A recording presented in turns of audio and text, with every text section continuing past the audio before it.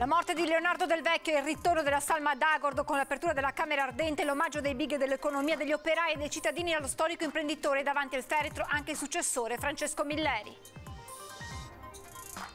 È mancato uno di famiglia, ci ha insegnato l'umiltà, tante le voci commosse alla Camera Ardente. Domani alle 11:30 i funerali sempre al Palalux Ottica, Antena 3 seguire in diretta la cerimonia, appuntamento dalle 11. Violenti nubifragi in alcune aree del Veneto, a Susegana nella Marca, allagati alcuni reparti dello stabilimento Electrolux e produzione bloccata a Vigo di Cadore e Frana sulla strada provinciale 619. Siccità ed eventi diretti della guerra come i rincari stanno bloccando la ripresa economica che il Veneto aveva appena intrapreso. Il rapporto regionale della Banca d'Italia, energia, sfida del futuro. Da domani scatta l'obbligo del POS per tutti gli esercenti, multe per chi non lo utilizza. La maggior parte dei negozianti è già pronta, ma resta il problema delle commissioni bancarie, vanno azzerate, dicono. A Verona l'insediamento ufficiale di Damiano Tommasi come nuovo sindaco di Verona. Per Giampaolo Gobbo ora è necessaria una profonda riflessione, la Lega deve tornare ad ascoltare la base. Una pattuglia della polizia locale di Padova ha soccorso una donna aggredita e poi ha scoperto quasi 2 kg di droga nei bagagli dell'uomo che l'aveva percossa. Riaperto stamattina a Bassano del Grappa il Parco Ragazzi del 99 dopo il crollo della copertura del palco allestito per il concerto di Elisa che si terrà il 3 agosto. Edizione regionale dei telegiornali di Antena 3, buonasera e ben ritrovati. Dunque si è aperta questa mattina ad Agordo la Camera Ardente di Leonardo Del Vecchio. Centinaia le persone che sono arrivate al Palalux Ottica per rendergli omaggio.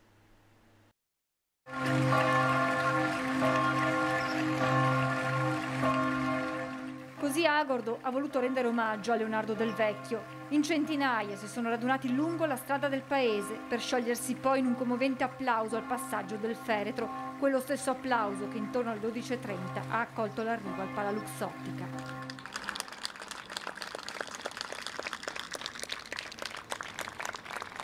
Sin dalle prime ore di questa mattina migliaia di persone sono arrivate al Palalux Ottica, tanta commozione ma anche riconoscenza per quello che Leonardo Del Vecchio ha rappresentato per il bellunese. Ad attendere il feretro, i familiari, i collaboratori più stretti del presidente. Primo momento di preghiera, poi l'ingresso.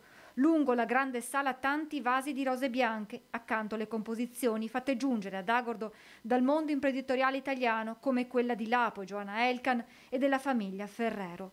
Dopo il momento strettamente privato, le porte della Camera Ardente si sono aperte ai tanti lavoratori di Luxottica venuti a rendere omaggio al loro presidente, ma anche ai numerosi cittadini agordini e dei territori vicini. In silenzio, in fila, fino all'arrivo davanti al feretro, c'è chi poggia le mani sulla bara, chi si trattiene in preghiera. Poco prima delle 14 è il momento del successore di Del Vecchio, Francesco Milleri, l'amministratore delegato nominato ieri anche presidente del gruppo. Intanto ultimi dettagli organizzativi per i funerali di domani alle 11:30, tutto l'aspetto logistico è affidato a Luxottica che per permettere ai dipendenti di seguire la funzione ha predisposto maxi schermi in tutti gli stabilimenti del gruppo. Loro hanno organizzato delle navette su tutti i parcheggi che noi abbiamo messo a disposizione. Nessuna particolare modifica alla viabilità, ma attenzione sulla gestione dei parcheggi visto che domani si attendono migliaia di persone per l'addio a Del Vecchio. Il Comune ha messo a disposizione tutti i parcheggi possibili che avevamo sia in centro che anche in periferia, partendo dal parcheggio grande di Luxottica, che una parte è loro e una parte è del Comune, sono 1300 posti. Poi abbiamo tutti i parcheggi che abbiamo ricavato sulla zona sportiva, abbiamo dato a disposizione il campo sportivo per parcheggiare gli elicotteri. E alla Camera Ardente c'erano naturalmente tantissimi lavoratori di Luxottica e tante le espressioni di dolore e i ricordi della figura di Leonardo Del Vecchio. C'è chi ha detto viene a mancare un padre e chi ha ricordato, ha detto ci ha insegnato molto, soprattutto l'umiltà. Sono in tanti, tantissimi, sin dalle 6 del mattino, fuori dal Pala Luxottica, in attesa di entrare nella Camera Ardente per rendere omaggio a Leonardo Del Vecchio. Ci sono i cittadini di Agordo e di tutta la valle e poi loro, i lavoratori di Luxottica. C'è chi stringe in mano un mazzo di fiori, chi fatica a contenere la commozione. Nella mente i ricordi del loro presidente, mentre sul maxischermo scorrono le sue immagini. Lungo il percorso tante generazioni di dipendenti del gruppo, chi ha lavorato per oltre 30 anni negli stabilimenti bellunesi. Tutto, perché tutto quello che c'è qui nella provincia di Belluno ruota attorno a Luxottica e quindi chiaramente dobbiamo tutto a lui. Ci ha dato tutto, non solo materialmente, ma soprattutto l'umiltà ce l'ha trasmessa proprio lui e l'amore per il nostro lavoro soprattutto. È una persona speciale, non avevamo timore di lui, un grande uomo e basta. Per la nostra vallata è stato tutto. Come un padre per noi, come un secondo padre. Ho fatto 41 anni anch'io, ho iniziato nel 71 e insomma è una grande perdita. Una persona umile, ci salutava sempre. Abbiamo perso un pezzo di famiglia in un certo senso. È stato un uomo soprattutto umano, che è semplice, un uomo semplice. E poi c'è chi è entrato da pochi anni nel mondo Luxottica, ma oggi ha voluto essere qui per salutare e soprattutto dire grazie a Del Vecchio. Io sono siciliana e Del Vecchio mi ha aperto un mondo, grazie proprio a Luxottica. È da poco, da 2 anni che sono qui, però mi ha dato tanto. Sì, spero di rimanerci il più possibile. Ma a rendere omaggio al presidente anche tanti cittadini di Agordo e non solo. Sono un abitante di questo paese e bisogna dire grazie a lui per tutto lo sviluppo che ha avuto il paese stesso. Ho sempre ammirato l'operato di questa persona che ha fatto tanto per la provincia.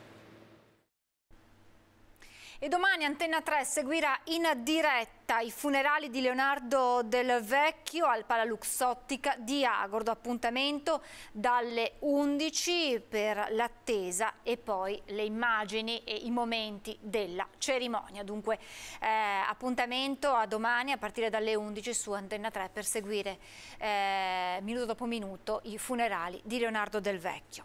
Un violento nubifragio si è abbattuto su Susegana, nella Marca Trevigiana. L'acqua nei reparti dell'Electrolux e operai in cassa integrazione in attesa che la situazione venga ripristinata. La fabbrica innovativa 4.0 è stata costretta a sospendere la produzione per i rischi legati alla sicurezza. Con la pioggia di oggi è entrata dell'acqua nei reparti interni della sede. Al lavoro le squadre di pompieri interne, manutenzioni e pronto intervento per asciugare e mettere in sicurezza la strumentazione digitale e gli impianti. Qualche materiale elettrico ha anche fatto delle scintille fiammate per il contatto con l'acqua. Messi in cassa integrazione gli operai dei reparti inutilizzabili, circa 200 persone. Anche nei parcheggi sono entrati 30 centimetri di acqua. Regge invece la fabbrica tradizionale delle catene di montaggio denominata Cairo, che appunto ha retto l'impatto e lavora normalmente senza chiusure. È ondata di maltempo che ha interessato diverse zone del Veneto, anche il Bellunese, dove a Vigo di Cadore una frana costringe alla chiusura della strada provinciale 619. Impressionante la colata di detriti. C'è una frana di 200 metri, quindi la strada è bloccata per circa 200 metri, con un 4-5 metri di ghiaia, e ha interessato anche due baite, 2 fienili che sono della zona, li ha travolti e distrutti. Il nubifragio, la frana e la colata di sassi e detriti che seppelliscono le baite. Accade tutto in poco tempo a Vigo di Cadore per la tempesta improvvisa che colpisce la zona. Veneto Strada è costretta a chiudere la strada provinciale 619 dalla località Fogher alla località Fabbro. L'unico sollievo è che non ci sono feriti, gli interventi tempestivi hanno comunque scongiurato conseguenze peggiori, ma la situazione è pesante e costantemente monitorata. Abbiamo attivato il centro operativo comunale di protezione civile in maniera tale da attivare anche il volontariato locale, quindi la sezione ANA Cadore, che ci ha fatto tutta una serie di sopralluoghi sul territorio. E c'è un altro problema da tenere sotto osservazione. Abbiamo liberato un piccolo affluente che però in caso di grandi piogge è a ridosso gravitato, quindi porta un sacco di materiale e rischia poi di esondare, quindi anche lì abbiamo viene liberato le briglie, adesso è tutto sotto controllo. Altro sorvegliato speciale è il fiume Piova, dove c'è anche la centrale idroelettrica di proprietà del comune già distrutta da Vaia. Nei prossimi giorni faremo dei sopralluoghi per valutare effettivamente l'inviaiamento dell'opera di presa e speriamo che non ci siano stati danni alla centrale stessa. Si guarda al cielo, si spera che il tempo sia clemente nelle prossime ore. Da oggi in avanti i sopralluoghi non si fermano. Difficile capire quando la strada sarà riaperta. Adesso stiamo lavorando in emergenza, quindi fin tanto che non è stabilizzata la situazione né il comune né soprattutto Veneto Strade possono dare delle tempistiche certe.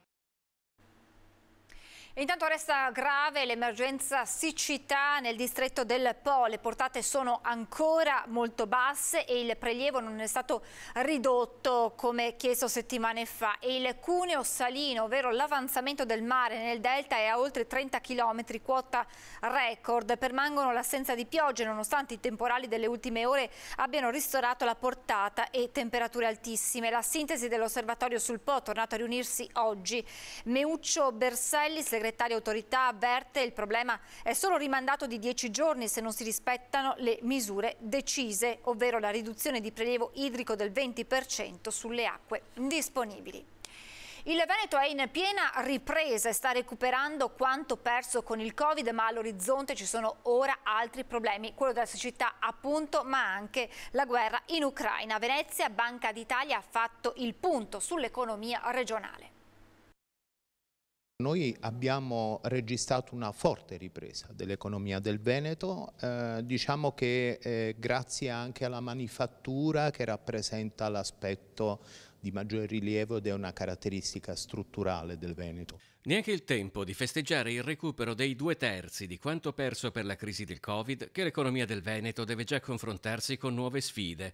La guerra in Ucraina, innanzitutto. Secondo il report annuale della Banca d'Italia, pesa relativamente poco in maniera diretta, visto che l'export verso quei paesi è solo del 2,5%, ma provoca comunque conseguenze anche pesanti. Tutti gli effetti indiretti che vanno ad agire sui prezzi delle materie prime, sui tempi di consegna delle materie prime e sui prezzi dell'energia che tanto ci serve essendo una regione manifatturiera. Il tema dell'energia è tra quelli cruciali. Ai maggiori costi per famiglie e aziende si aggiungono le nuove difficoltà alla produzione idroelettrica a causa della terribile siccità di questo periodo e non solo. Il problema della transizione energetica, gli impatti che assumono soprattutto sui costi delle imprese per realizzare questa conversione energetica, ma in questo momento le sfide molto importanti che determinano questi eventi, tipo la siccità che stiamo vivendo adesso e che ci può portare anche in termini di razionamento delle difficoltà ulteriori che per una regione a elevata vocazione manifatturiera non è certo una bella notizia. L'occupazione cresce debolmente e soprattutto con contratti a tempo determinato, in un quadro in cui i salari non aumentano al passo con l'inflazione. I consumi comunque sono cresciuti più del reddito, del 4,7%, e la quota di imprese in utile o in pareggio è cresciuta nel 2021 di 8 punti percentuali. L'ultimo aspetto favorevole è quello legato alla finanza pubblica. Noi abbiamo degli enti territoriali che hanno una buona situazione tecnica e questo rappresenta un prerequisito importante in vista della spendita dei fondi del PNRR. Da domani POS obbligatorio in tutti gli esercizi pubblici per consentire i pagamenti elettronici. Baristi e negozianti si sono già attrezzati, ma ribadiscono commissioni troppo elevate. Ma paga in contanti o col POS? Io oggi, aspetta che guardo, penso che pagherò col POS. Piazzetta San Parisio, nel centro storico di Treviso, a comprare frutta e verdura c'è anche l'ex presidente Ascom Guido Pomini, oggi alla guida di Federmoda. È la vigilia dell'entrata in vigore del POS obbligatorio in bar, negozi e studi professionali. Da domani vietato rifiutare i pagamenti elettronici, pena una sanzione di 30 euro maggiorata del 4% del valore della mancata transazione. POS obbligatorio anche tra i banchi del mercato, ma a Treviso è difficile trovare qualcuno che non si sia già adeguato. Sì, da l'anno scorso diciamo, perché ci hanno avvisato i commercialisti che è obbligatorio, siamo già attrezzati. Comunque riteniamo che le commissioni bancarie, visto che adesso diventa obbligatorio, siano molto alte. Un'attività piccola ha bisogno anche di avere delle agevolazioni, non sempre avere dei pagamenti anche per cose che sono così obbligatorie. Quanto lascia lei di commissioni al mese? 200-250 euro al mese. Più Solo 15, no, più 15 di noleggio della macchinetta, del POS. E questo naturalmente influisce sui vostri affari. Secondo lei sì, influisce molto. Ma le abitudini dei consumatori stanno evidentemente cambiando e occorre assecondarle. Chi paga con la carta, chi direttamente con lo smartphone, a fare compere in contanti sono rimasti in pochi. Perché si trova meglio con i contanti che con la carta? Perché dopo bisogna registrarla la carta, starghiedrio. È più semplice con i contanti ancora. Ma il futuro, anzi il presente, è il pagamento elettronico, che però ha luci e ombre, e non solo per i costi. Non sempre la rete ti permette di fare transazioni veloci, sicure sì, e per chi vende un prodotto, come dire, frequente con molto traffico, perdere 15-20 secondi per una transazione potrebbe essere un problema non indifferente. Ma da domani non ci si potrà sottrarre, con i negozianti obbligati ad accettare pagamenti di qualsiasi importo. €1 sì, un semplice euro sì. A fronte di una commissione di quanto? Su €1 andiamo a pagare 20 centesimi di commissione, che non è da poco, se devo essere sincero. Il DDL sull'autonomia è pronto ed è mio intendimento portarlo quanto prima all'esame del Consiglio dei Ministri. Così il Ministro per gli Affari Regionali e le Autonomie Maria Stella Gelmini, rispondendo al question time alla Camera lo scorso aprile, ricorda il Ministro: il testo del disegno di legge è stato trasmesso alle amministrazioni competenti per l'avvio dell'istruttoria formale preliminare alla presentazione in Consiglio dei Ministri e al MEF, che ha richiesto alcune modifiche, peraltro integralmente recepite nella versione del testo che sta circolando. Il DDL aggiunge, oggetto di ulteriori limature, aperto a modifiche migliorative, ma comunque maturo per la discussione in Consiglio dei Ministri, che dovrà valutarlo nel suo complesso. E continuiamo a parlare di politica, perché a Verona c'è stato l'insediamento del neo sindaco Damiano Tommasi. L'esito elettorale qui a Treviso, come a Padova, richiede, dice il leghista Giampaolo Gobbo, una profonda riflessione. Evidentemente bisogna prendere atto che soprattutto le liste della Lega, sia a Padova che a Verona, non hanno proprio portato gran risultati. Questa è la realtà dei fatti.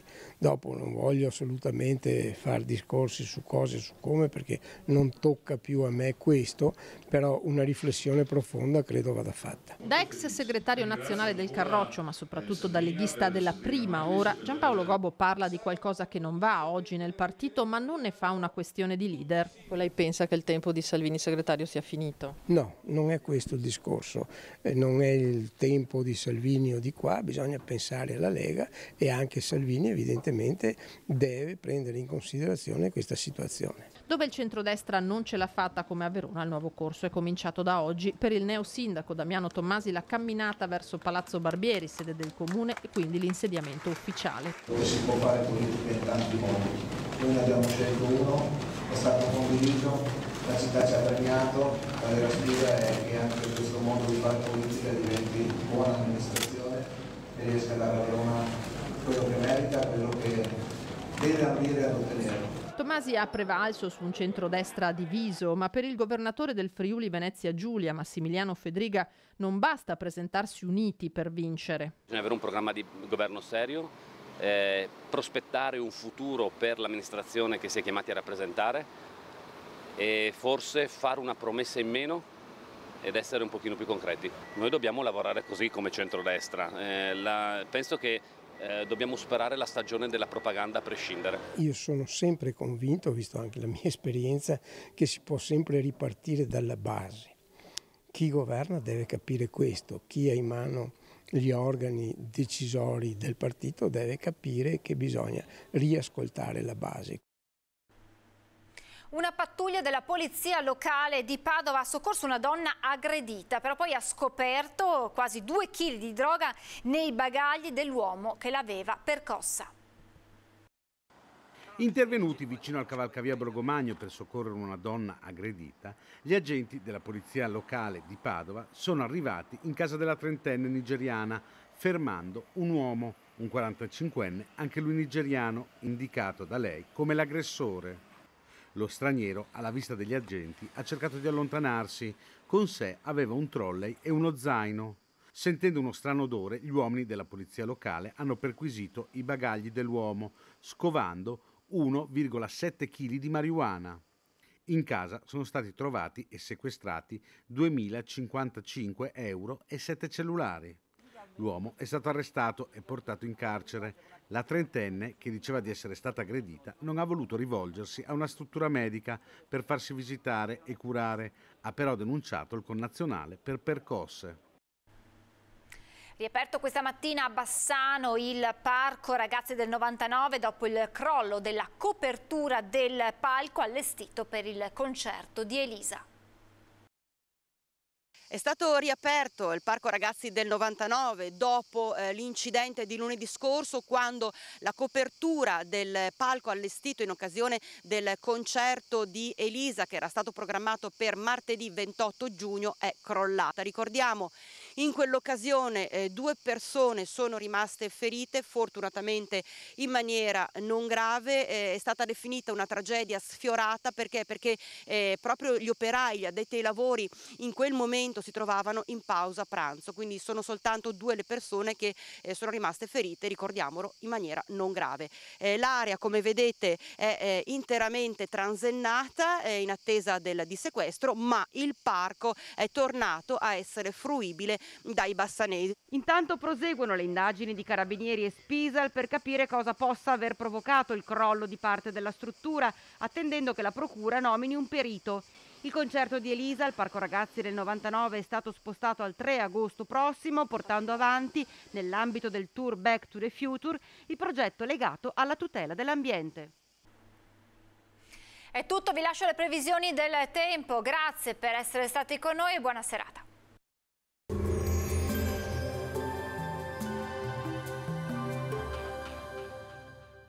Autodemolizioni Signor, a Villorba dal 1969 al vostro servizio. Rottamazione auto, vendita ricambi nuovi e usati, vendita autovetture sinistrate o usate.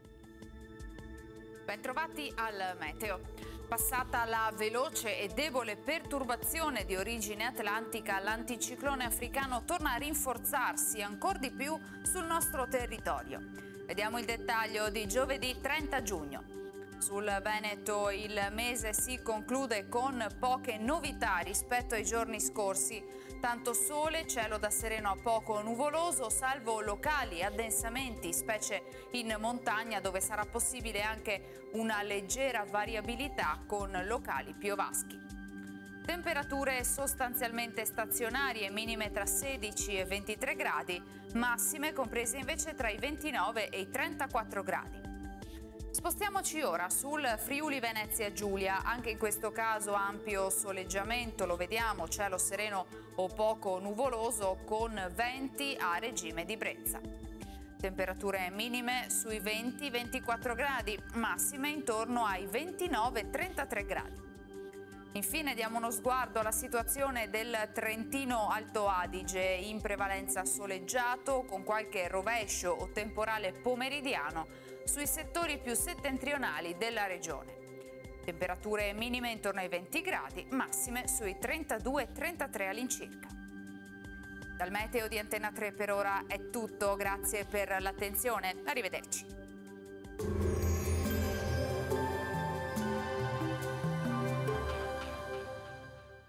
Autodemolizioni Signor, a Villorba dal 1969 al vostro servizio. Rottamazione auto, vendita ricambi nuovi e usati, vendita autovetture sinistrate o usate.